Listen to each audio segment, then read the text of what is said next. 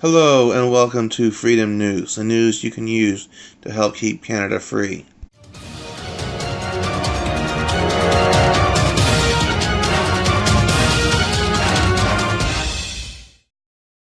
Today is Wednesday, June 19th, 2019, the day that Andrew Scheer promised he would release his environment plan, and unlike Justin, he actually keeps his promises. Here I have him delivering his environment plan.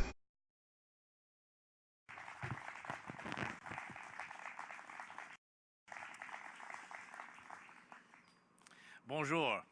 C'est toujours un plaisir pour moi de revenir dans ce coin de Gatineau, un coin de verdure à quelques minutes du centre-ville d'Ottawa. Gatineau, qui est d'ailleurs une des villes les plus vertes au Québec.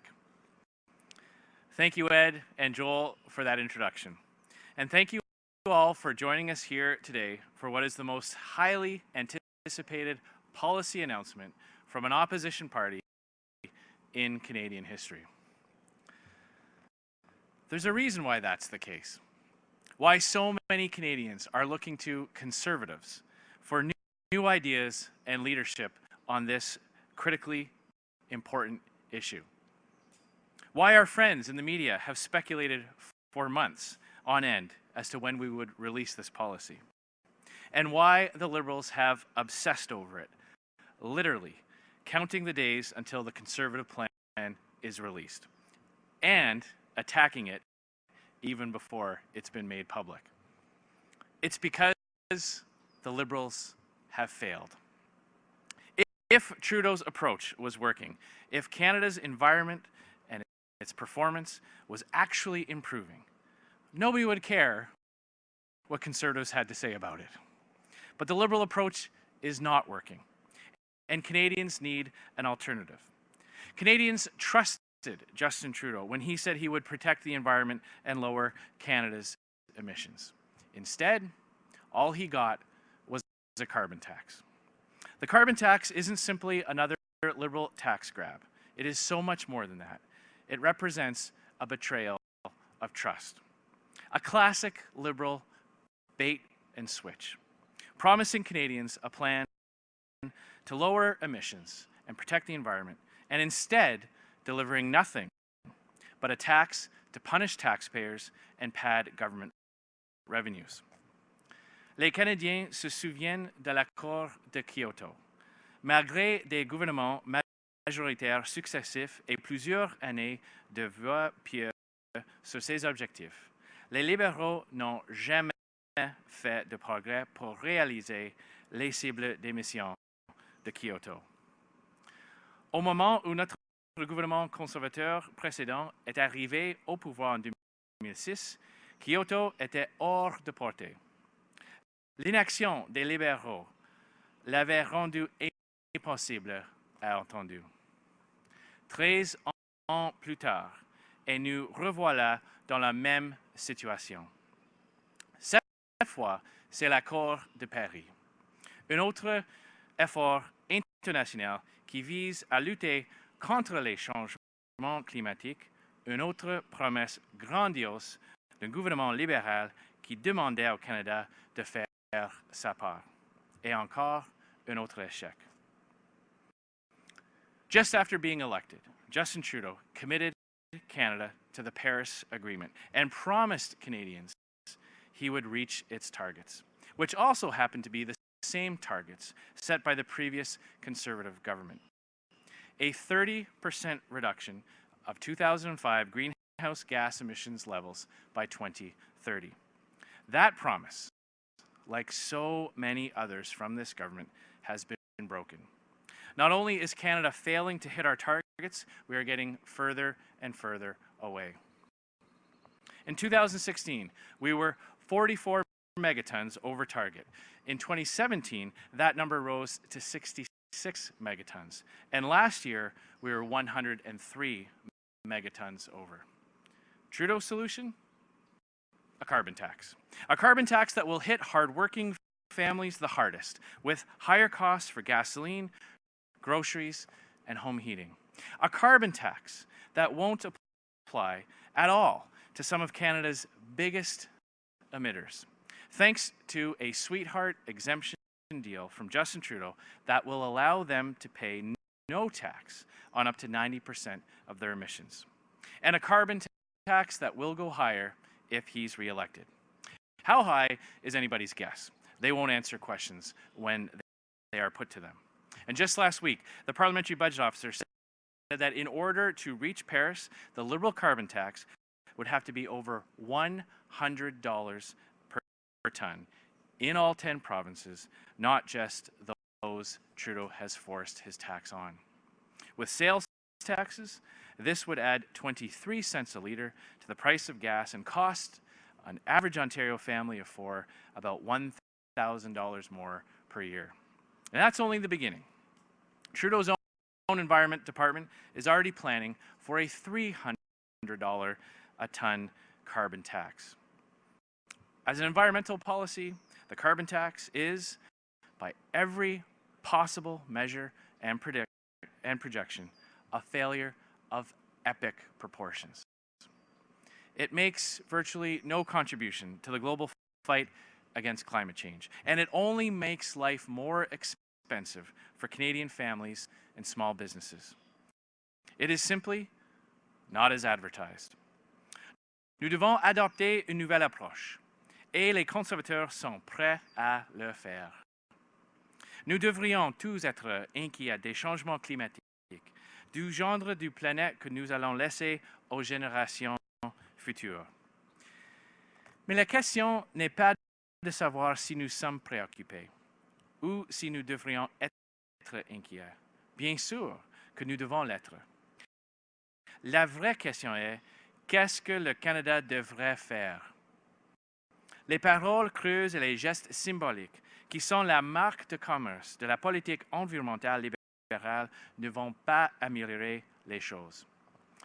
Canadians expect results, and conservatives know that Liberals are great at making promises, but conservatives are great at delivering.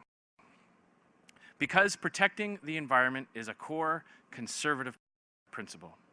Whatever we inherit from those who came before us, we must leave in better shape for those who come after us.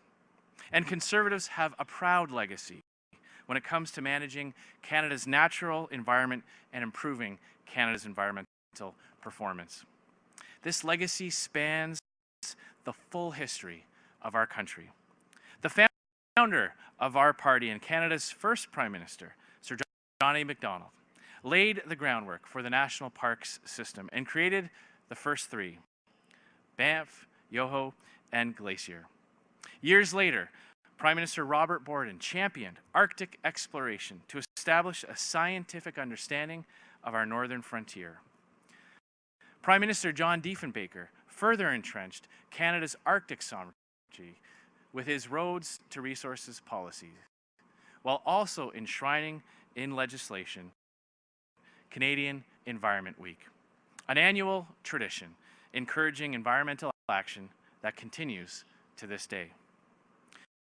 Brian Mulroney, nommé le premier ministre canadien le plus vert en 2006, a négocié l'accord Canada-États-Unis sur les pluies acides, créé 8 nouveaux parcs nationaux et appliqué la loi canadienne sur la protection de l'environnement, la première loi anti-pollution générale de l'histoire de notre pays.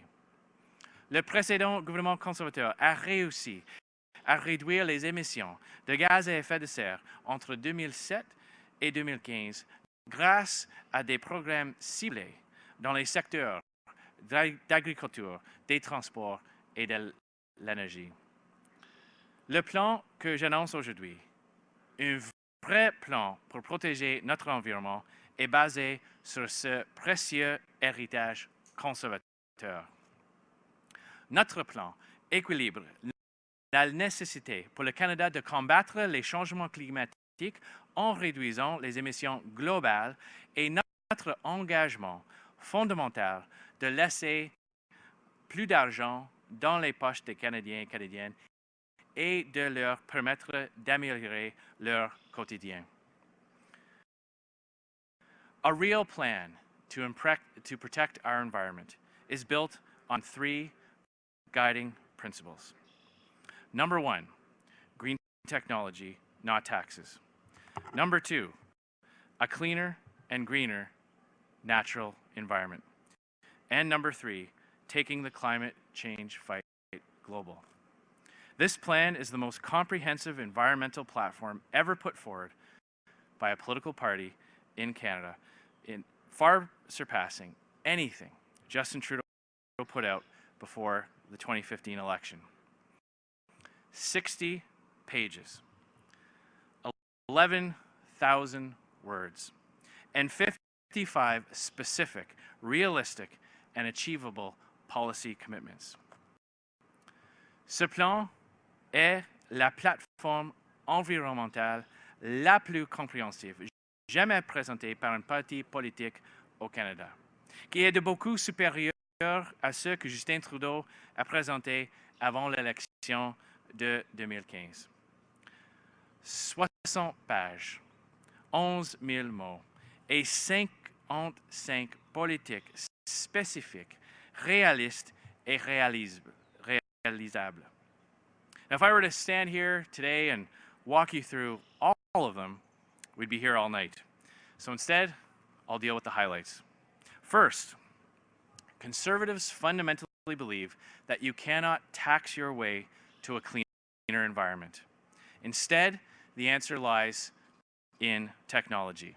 And a real plan to protect our environment recognizes this. First, we will implement green investment standards that require polluters whose emissions exceed strict limits to invest in emissions reduction technology specific to their industry. We will set this limit at 40 kilotons per year. That's 10 kilotons stricter than the Liberals' output-based system. Under the Conservative plan, it will not be free to pollute. And unlike the Liberal scheme, there will be no sweetheart deals for anybody. However, rather than simply funneling money to the government, as the Liberal plan dictates, emitters who exceed our limits will be required to invest in technology that will lower emissions to fight climate change. Technology, not taxes. The fact is, we can actually create more jobs in Canada through technological growth, while at the same time lowering global emissions. This is perhaps the single greatest difference between the Liberal scheme and the Conservative plan. We will introduce the Green Home Tax Credit, a two-year plan that will encourage Canadians to improve their homes with emissions-reducing technologies. In 2017, emissions from buildings accounted for 12% of Canada's total greenhouse gas emissions. We cannot tackle climate change without making our buildings greener. Les Canadiens vont pouvoir réclamer un crédit remboursable de 20% de leur impôt sur le revenu pour des améliorations vertes à leur domicile de plus de $1,000 et jusqu'à $20,000. This will allow Canadians to save up to $3,800 on their green renovations in each year. And we will introduce the Green Patent Credit for green innovators and entrepreneurs who create new emissions-reducing technologies. This will lower the tax rate from 15% to 5% on income earned from the patent of a new green technology. Now, these are only three of several new policy proposals in our green technology, not taxes plan. Our second policy principle, a cleaner and greener natural environment, focuses squarely on protecting our air, land, water, and wildlife. Canada is home to some of the most beautiful places on the planet. From Stanley Park and Banff National Park in the west, au Rocher-Percé en Gaspésie, to Gros Morne and the Cape Breton Highlands in the east, to Lancaster Sound and Nahanni in the north. Just last week, I took my family fishing at Rideau Lake, and I watched as my children experienced the beauty and wonder it has to offer. Ces zones et bien d'autres encore méritent notre admiration et notre protection. À cette fin, nous allons renforcer la protection contre les parasites et les espèces envahissantes qui menacent nos habitants. Nous allons rétablir des consultations constructives avec les intervenants et les groupes autochtones sur les aires protégées que les libéraux Trudeau ont annulées. We will reinstate funding for wetland, watershed, and fisheries conservations, also revoked by the Liberals. We will reconvene the Hunting and Angling Advisory Panel the Liberals disbanded. So those with the greatest interest in protecting species and habitat can share their expertise in how it will be done. We will take real action on reducing plastic waste by harmonizing recycling standards across provinces and working with industry to cut down on excessive packaging.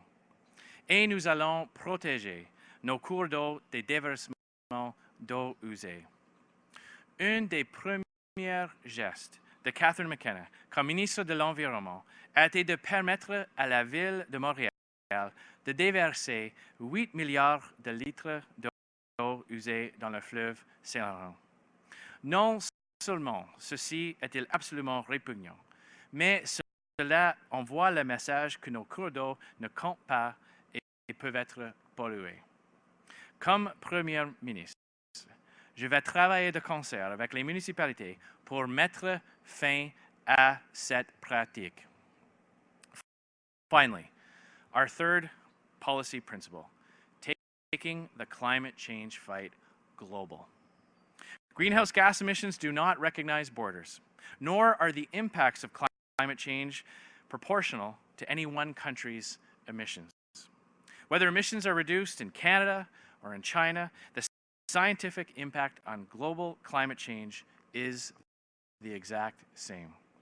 We don't do the world any favors by driving investment and jobs away from Canada, where energy is cleaner and environmental standards are higher, and into the welcoming arms of countries with dirtier sources of energy and lower environmental standards.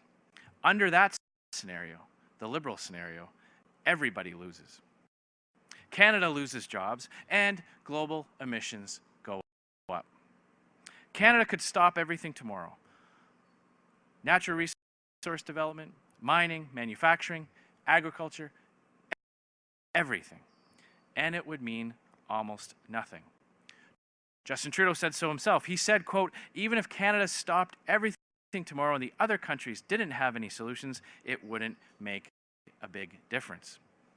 If you shut down Canada's entire economy for a year, China would replace all our emissions within 3 weeks. The fact is, Canada will not make a meaningful contribution to fighting climate change by focusing only on our own emissions. We must look beyond our borders. This is the fresh new perspective Canada needs, and as Prime Minister, it will be mine. It starts with exporting our environmental excellence. J'ai énormément confiance en l'innovation et l'ingéniosité des Canadiens, et je suis fier de ce que nous avons accompli. Nos meilleurs et les plus brillants sont prêts à faire leur marque sur la scène mondiale en réduisant les émissions dans les pays les plus émetteurs du monde. Take liquefied natural gas, or LNG, as an example. LNG has tremendous potential to lower global emissions while also growing the Canadian economy. By expanding our LNG capacity, we can help countries like China transition away from coal and dramatically lower global emissions. Or take carbon capture and storage. If China outfitted only 100 of its 3,000 coal plants with Canadian carbon capture and storage technology, they could eliminate more than 300 megatons of greenhouse gas emissions every year, nearly half of what Canada's entire economy produces. Our real plan to protect our environment not only acknowledges these scientific realities, it lays out specific ways to get results that will bring us closer to our emissions reductions targets. First, we will bring in a green expansion accelerator that will provide targeted capital cost allowances to industries like LNG that can be shown to reduce emissions in other countries.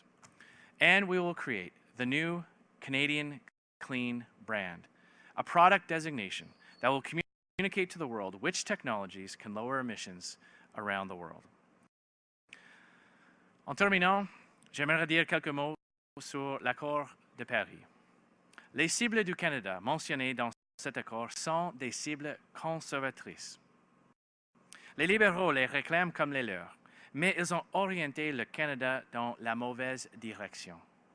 Nous croyons que notre plan donne au Canada la meilleure possibilité et la plus réaliste d'atteindre les cibles de Paris.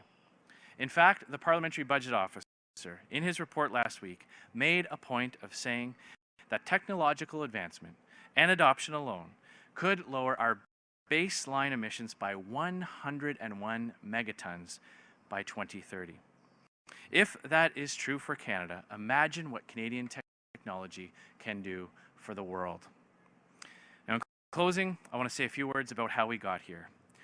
More and more Canadians are realizing that paying a tax isn't going to help the environment, that a carbon tax is not an environmental plan.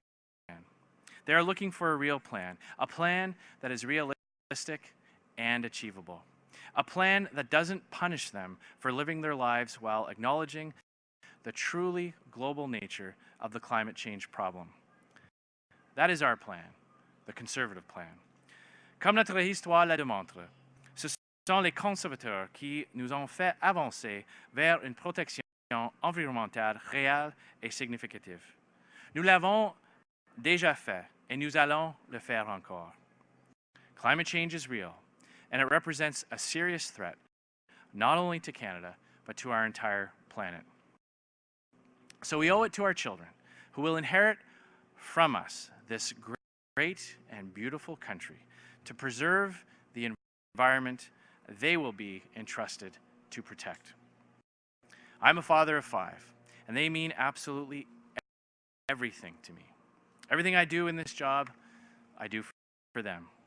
Je suis père de 5 enfants. Ils signifient absolument tout pour moi.